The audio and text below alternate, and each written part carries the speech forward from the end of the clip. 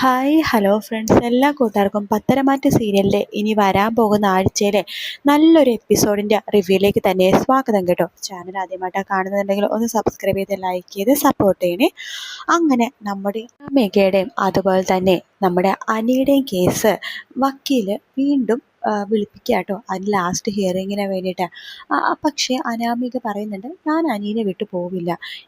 ഞാൻ പറയുന്ന നഷ്ടപരിഹാരം തരാണെങ്കിൽ വിട്ടുപോകാം, അല്ലെങ്കിൽ എനിക്ക് അനിനെ വിട്ടു പോകാൻ ഒരിക്കലും സാധിക്കില്ലെന്ന് അനാമിക ഉറപ്പിച്ച് പറയണം. അനി ആകെ കുടുങ്ങി പോവാട്ടോ. ശേഷം നമ്മുടെ അനാമിക, എടാ അനി, ഞാൻ നിന്നെ ഡിവോഴ്സ് ചെയ്തിട്ട് വേണം നിനക്ക് അവളെ വിവാഹം കഴിക്കാനല്ലേ? ഒരിക്കലും സാധിക്കില്ലടാ.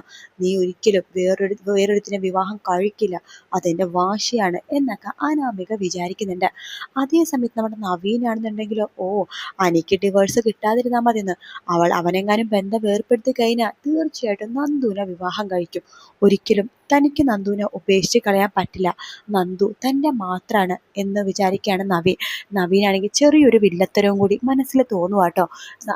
അനീനെയും അതുപോലെ തന്നെ അനാമികനെയും ഒരിക്കലും പിരിക്കാൻ പാടില്ല. അവർ തമ്മിൽ ഡിവോഴ്സ് ആവാതെ ഇങ്ങനെ നീണ്ടു കേസ് പോട്ടെ എന്നിങ്ങനെ വിചാരിക്കുന്നുണ്ട്. ആണെങ്കിൽ ഉടനെ തന്നെ തൻ്റെ അമ്മയുടെ മനസ്സ് മാറ്റി നന്ദുവിന് പെണ്ണ് കാണാൻ വേണ്ടിയിട്ട് അവളുടെ വീട്ടിലേക്ക് പോകണം. അവളുടെ വീട്ടുകാരെ കൈക്കലാക്കണം. പിന്നീട് അവളുടെ വീട്ടുകാരെന്തെങ്കിലും പറഞ്ഞാൽ അവൾക്കത് അനുസരിക്കാതിരിക്കാൻ പറ്റില്ല. നന്ദു ആണെങ്കിൽ എപ്പോഴും നിയമപരമായിട്ട് അനാമികയുടെ ഭർത്താവ് തന്നെയാണല്ലോ. അതുകൊണ്ട് അവനും ഒന്നും ചെയ്യാൻ പറ്റില്ല. അതിന് അനാമികനും അനിയനും ഒരിക്കലും വേർപെടുത്താൻ സമ്മതിക്കാൻ പാടില്ല. അതിനിപ്പോൾ എന്താ ചെയ്യാൻ പറ്റുക എന്ന് നവീൻ ഇങ്ങനെ ആലോചിക്കുകയാണ്. ശേഷം നവീൻ വിചാരിക്കുകയാണ്, അനാമികനൊന്ന് പോയി കണ്ടാലോ, അനാമിക അടുത്തൊന്ന് സംസാരിച്ചാലോ എന്ന് വിചാരിക്കുന്നുണ്ട്. അങ്ങനെ നവി നേരെ പോണത് അനാമികയുടെ അടുത്തേക്കാട്ടോ.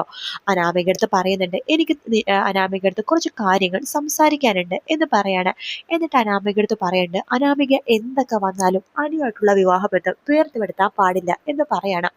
ഇത് കേൾക്കണം അനാമിക ചോദിക്കുന്നുണ്ട്, അതെന്താ നിങ്ങൾ അങ്ങനെ പറയണത്? നിങ്ങൾ അനിയുടെ ബെസ്റ്റ് ഫ്രണ്ട് ആണല്ലോ. എന്നിട്ട് നിങ്ങൾ എന്തിനാ ഇപ്പൊ ഇങ്ങനെയൊക്കെ പറയണത്? നിങ്ങളെന്താ എന്നെ ഇതിന് കുഴി കൊണ്ടേ ചാടിപ്പിക്കാൻ വേണ്ടിയിട്ടാണോ ഇങ്ങനെയൊക്കെ ചെയ്യണത്? ഒരിക്കലും അല്ല. കാരണം ഞാൻ അനാമിക അടുത്ത് സത്യം പറയാം, ഞാൻ നന്ദുവിനെ ഒരുപാട് സ്നേഹിക്കുന്നുണ്ട്. അതിന് ഇടങ്കോലായിട്ട് നിൽക്കണത് അനി മാത്രമാണ്. അനിയും അനാമികയും ഒരിക്കലും വേർപെട്ടില്ലെങ്കിൽ എനിക്ക് നന്ദുവിനെ തീർച്ചയായിട്ടും കിട്ടും. അടുത്ത മാസം തന്നെ ഞാൻ നന്ദുവിന്റെ വീട്ടിൽ പ്രപ്പോസലായിട്ട് പോവാൻ വേണ്ടി പോകുവാണ്. ആ സമയത്ത് അനിയുടെ എങ്ങാനും വിവാഹാലോചന അങ്ങനെ വന്നു കഴിഞ്ഞാൽ ചിലപ്പോൾ അവരുടെ വീട്ടുകാർക്ക് ഡബിൾ മൈൻഡ് ആയി പോയാലോ. അതുകൊണ്ട് തന്നെ അനീന ഒരിക്കലും വിവാഹബന്ധത്തിൽ നിന്ന് വേർപെടാത്താതിരിക്കുകയാണ് അനാമികക്ക് നല്ലത്. അനാമികക്ക് തന്റെ ഗുണം ഉണ്ടാവുമെന്ന് ആലോചിച്ചോ? തീർച്ചയായിട്ടും. എങ്കിൽ നമുക്ക് ഈ കാര്യത്തിൽ ഒരുമിച്ച് നിന്നാലോ എന്ന് അനാമിക നവീനോട് ചോദിക്കുകയാണ്. നവീൻ ഓക്കെ പറയുന്നുണ്ട്. അങ്ങനെ നവീനും അതുപോലെ തന്നെ അനാമികയും ചേർന്നിട്ട് അനീനെയും അതുപോലെ തന്നെ നന്ദുവിനെയും ഒന്നാക്കാതിരിക്കാൻ വേണ്ടി എന്തൊക്കെ ചെയ്യാവോ അതൊക്കെ ചെയ്തു കൂട്ടുവാട്ടോ. പിന്നീട് കാണിക്കുന്നത് നമ്മുടെ മുത്തശ്ശനെയാണ്. മുത്തശ്ശനാണെങ്കിൽ അമ്പലത്തിൽ പോകുന്ന സമയത്ത് ആ അമ്പലത്തിലേക്ക് നമ്മുടെ നയനയും വരുന്നു കേട്ടോ. നയനയാണെന്നുണ്ടെങ്കിലോ അമ്പലത്തിൽ പ്രാർത്ഥിക്കാൻ വേണ്ടി വന്നിരിക്കുകയാണ്. എത്രയും പെട്ടെന്ന് മുത്തശ്ശന്റെ പിണക്കമൊക്കെ മാറി മുത്തശ്ശൻ പഴയ പോലെ തങ്ങളെ സ്നേഹിക്കണേ എന്നൊരു ഒറ്റ പ്രാർത്ഥനയുള്ളൂ നയനെ കേട്ടോ. നയനയാണെങ്കിൽ അമ്പലത്തിൽ വന്നിട്ട് പൂജാരത്ത് പറയട്ടെ, മുത്തശ്ശൻ ഇപ്പോൾ ചെറിയൊരു പിണക്കത്തിലാണ്. ആ പിണക്കം മാറാൻ വേണ്ടി എന്തെങ്കിലും ചെറിയ വഴിപാട് ചെയ്യണമെന്ന് പറയുമ്പോൾ പൂജാരി പറയുന്നുണ്ട്, നയനമോളെ നീ ഇപ്പൊ പ്രഗ്നന്റ് അല്ലേ, അങ്ങനെ വഴിപാടും കാര്യങ്ങളൊന്നും എടുക്കണ്ട. അപ്പൊ നയനയുടെ നിർബന്ധം പ്രകാരം അവസാനം തിരുമേനി പറഞ്ഞെങ്കിൽ ഒരു കാര്യം ചെയ്, ജസ്റ്റ് ഒന്ന് പ്രദക്ഷിണം മാത്രം എടുത്താൽ മതി എന്ന് പറയണം. അങ്ങനെ നയനെ പ്രദക്ഷിണം എടുക്കുന്ന സമയത്താണെന്നുണ്ടെങ്കിൽ ചെറിയൊരു തലകറക്കം വരെയാണ്. ആ സമയത്ത് തന്നെ നമ്മുടെ മുത്തശ്ശനും ആ അമ്പലത്തിലേക്ക് വരുന്നുണ്ട് കേട്ടോ. മുത്തശ്ശൻ നോക്കുമ്പോഴേക്കും നയൻ എങ്ങനെ പ്രദക്ഷിണം എടുക്കണാണ് കാണുന്നത്. മുത്തശ്ശൻ മനസ്സിൽ വിചാരിക്കുന്നു, ഈശ്വര ഈ കുട്ടി എന്തേ ചെയ്യണത്? ഈ സമയത്ത് ഇങ്ങനെയൊന്നും പാടില്ലെന്ന് ഇവൾക്ക് അറിയില്ലേ? തലകറക്കമൊക്കെ വരുമെന്ന് അറിയാവുന്നതല്ലേ? ഈശ്വര ഇവളുടെ കൂടെ വേറെ ആരുമില്ലേ എന്നൊക്കെ പറഞ്ഞിട്ട് നമ്മുടെ മുത്തശ്ശനും നയനയുടെ തൊട്ടു പിന്നാലെ നടക്കുന്നുണ്ട് കേട്ടോ. നയനാണെങ്കിൽ പ്രാർത്ഥിച്ച് കണ്ണടച്ചിട്ടാണ് നടക്കുന്നത്. മുത്തശ്ശൻ പുറകെ നടക്കുന്ന കാര്യമൊന്നും തന്നെ നയന് അറിയുന്നേ ഇല്ല. അങ്ങനെ കുറച്ചു നേരം നടന്നു കഴിയുമ്പോഴേക്കും നയനൊക്കെ ചെറിയൊരു തലകറക്കം പോലെ വരാണ്. നയന അവിടെ കുഴഞ്ഞു വീഴാൻ വേണ്ടി പോകുമ്പോഴേക്കും മുത്തശ്ശൻ വേഗം തന്നെ നയനെ ചേർത്ത് പിടിക്കുകയാണ്. എന്നിട്ട് പൊക്കിയെടുത്തുകൊണ്ട് കാറിൽ കയറ്റിയിട്ട് ഹോസ്പിറ്റലിലേക്ക് കൊണ്ടുപോകുന്നുണ്ട്. ഹോസ്പിറ്റലിലെ ഡോക്ടർ നയനെ പരിശോധിച്ചിട്ട് പറയുന്നുണ്ട്, ഈ കുട്ടിക്ക് ഭയങ്കര ലോ BP ആണ്, ഭയങ്കര ഹൈ ടെൻഷനും ഉണ്ട്. അതുകൊണ്ട് ട്രിപ്പ് ഇട്ടിട്ട് ഇവിടെ കുറച്ചു നേരം കിടത്തേണ്ടി വരും എന്ന് പറയാണ് ഡോക്ടർ. ശരി ഡോക്ടറെ എന്ന് മുത്തശ്ശനും പറയുന്നുണ്ട്. ശേഷം മുത്തശ്ശൻ മനസ്സിൽ വിചാരിക്കുകയാണ്, താൻ ഈ കാണിച്ചു കൂട്ടുന്നതൊക്കെ നയനമോളെയാണ് ബാധിക്കുന്നത്. ഇനി എന്തായാലും നയനമോളത് സത്യം പറയാതിരിക്കാൻ പറ്റില്ല. കാരണം നയനമോള് ഈ അവസ്ഥയിലും കൂടിയാണ്.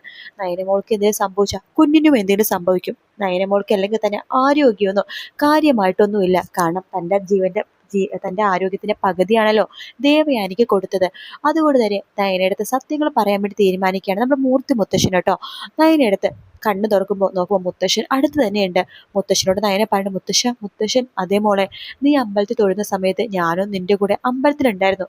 നീ വീഴുമ്പോൾ ഞാനാണ് നിന്നെ ഹോസ്പിറ്റലിലേക്ക് എത്തിച്ചത്. എന്തിനാ മോളെ നീ ഈ സമയത്ത് ഇങ്ങനെയൊക്കെ ചെയ്യണത്?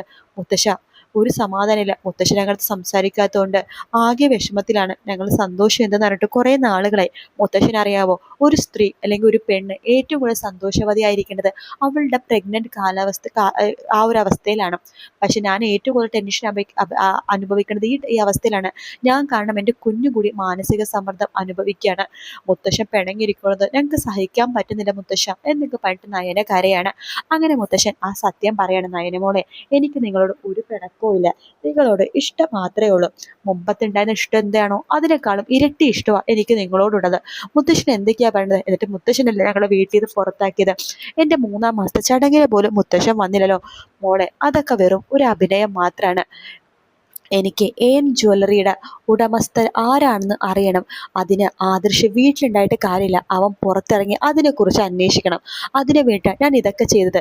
ഇപ്പോൾ ഞാൻ പുറത്താക്കിയത് കൊണ്ട് നിങ്ങൾക്ക് രണ്ടുപേർക്കും അതിനെക്കുറിച്ച് അന്വേഷിക്കാൻ കുറച്ചുകൂടി ഇൻട്രസ്റ്റ് ഇല്ലേ? ഉണ്ട് മുത്തശ്ശ, ഞങ്ങൾ അതിൻ്റെ ഏകദേശം അടുത്തെത്തി. അതിൻ്റെ ഉടമസ്ഥൻ ആരാണെന്ന്, അതിൻ്റെ ഓണർ ആരാണെന്ന് ഞങ്ങൾ ഉടനെ തന്നെ കണ്ടുപിടിക്കും. അതെ, അതിനു വേണ്ടി തന്നെയാണ് ഞാൻ ഇങ്ങനെയൊക്കെ ചെയ്തത്. പക്ഷേ അതിൻ്റെ ഇടയിൽ നീ ഇങ്ങനെ കുടുങ്ങിപ്പോകുന്നു. ഞാൻ സോറി മോളെ, ഞാനത് ആലോചിച്ചില്ല, എന്നോട് ക്ഷമിക്കും. പക്ഷെ മോൾ ഈ കാര്യം വേറെ ആരോടും പറയാൻ പാടില്ല. പക്ഷെ മോൾ സന്തോഷത്തോടെ ഇരിക്കണം. മുത്തശ്ശന് ഒരു ദേഷ്യം മോളോടോ ആദർശനോടോ ആരോടും ഇല്ല. നോക്ക്, മോളുടെ 3-ാം മാസ ചടങ്ങിനില്ലല്ലോ, അതിന് മുത്തശ്ശി കൊണ്ടുവന്ന മാല ആര് സെലക്ട് ചെയ്തെന്ന മോളുടെ വിചാരം? അത് ഞാൻ സെലക്ട് ചെയ്ത് കൊടുത്തതാണ്. പിന്നെ അയാൾ മോളുടെ കൂടെ ഇരുന്ന് കുറേ ഫോട്ടോസൊക്കെ എടുത്തില്ലേ, അതൊക്കെ ഞാൻ പറഞ്ഞിട്ടാണ് എടുത്തത്. എന്നെ കാണിക്കാൻ വേണ്ടിയിട്ടാണ് അയാൾ ഫോട്ടോസ് എടുത്തത്. അപ്പൊ നയന പറഞ്ഞു, ഓഹോ, അപ്പൊ അതാണ് കാര്യം. മുത്തശ്ശി അന്ന് പതിവില്ലാതെ ഒരുപാട് ഫോട്ടോസൊക്കെ എടുക്കണം കണ്ടപ്പോൾ എനിക്കും ചെറിയ സംശയമൊക്കെ തോന്നി. മുത്തശ്ശി ഇങ്ങനെ ഫോട്ടോസ് എടുക്കുന്ന ഒരാളല്ലല്ലോ എന്ന്. പിന്നെ ഞാൻ മുത്തശ്ശിനെ സംശയിച്ചില്ല. കാരണം മുത്തശ്ശൻ അത്ര ഒരു ദേഷ്യത്തിലായിരുന്നല്ലോ.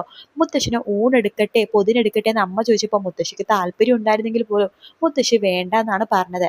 അപ്പോഴേക്ക് ചെറിയ സംശയമൊക്കെ ഉണ്ടായിരുന്നു. പക്ഷെ മുത്തശ്ശൻ ഇതുപോലെ അഭിനയിച്ച് തകർക്കുമെന്ന് ഞാൻ ഒരിക്കലും വിചാരിച്ചില്ല എന്ന് നയന പറയാണ്. മുത്തശ്ശൻ പറയുന്നത്, മോളെ, ഞാൻ നിന്റെയും ആദർശിന്റെയും കൂടെ തന്നെയുണ്ട്. ഒരു കാരണവശാലും നിങ്ങൾ വിഷമിക്കരുത് എന്നൊക്കെ പറഞ്ഞിട്ട് മുത്തശ്ശ നയനയുടെ തലയിൽ തലോടിയതിനു ശേഷം അവിടെ നിന്ന് പോകുക കേട്ടോ. നയനക്കും ഒരുപാട് സന്തോഷമാവുന്നുണ്ട്. അപ്പൊ ഈ ഒരു ഭാഗമാണ് നമുക്ക് മഹാ എപ്പിസോഡായിട്ട് ഈ വീക്ക് കാണാൻ പോകുന്നത്. ഈ വീക്ക് ഫുള്ളും നമ്മുടെ പത്തരമാറ്റം എന്ന് പറഞ്ഞാൽ ഈ സീരിയൽ 1 മണിക്കൂർ ദൈർഘ്യമുണ്ട് കേട്ടോ. അതായത് പവിത്രമില്ലല്ലോ, അതുകൊണ്ട് പത്തരമാറ്റി ഈ 1 മണിക്കൂറാണ് നമുക്ക് ഇനി കാണാൻ സാധിക്കുക. അപ്പോൾ ഈ വീഡിയോ ഇഷ്ടപ്പെടുകയാണെന്നുണ്ടെങ്കിൽ ലൈക്ക് ചെയ്യാനും സബ്സ്ക്രൈബ് ചെയ്യാനും കമന്റ് ചെയ്യാനും മറക്കല്ലേ. മറ്റൊരു വീഡിയോ ആയിട്ട് കാണാം. Take care, bye bye.